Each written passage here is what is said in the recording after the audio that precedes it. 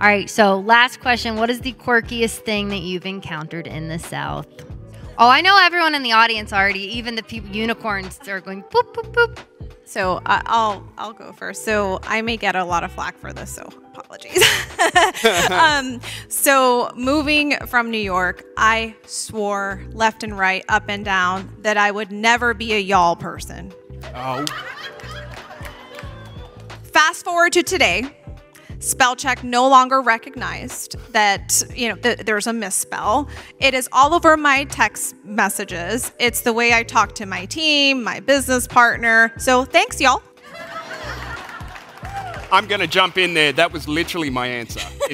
I've just got y'all on my notes. You read my notes coming in here, I bet. I don't understand it. Why is it y'all, all you all?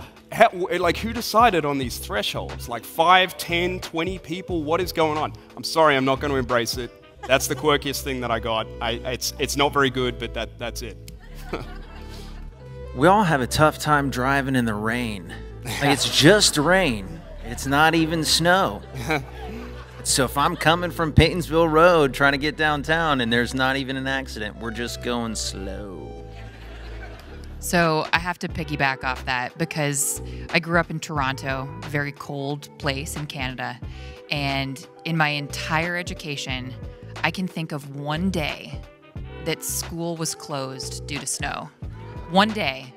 And in Nashville, I've been here 6 years. And I mean, every other year we're having a big snowstorm and schools are closed for 3, 4, 5 days. So I would say that that's pretty quirky. Thank you for the inspiration.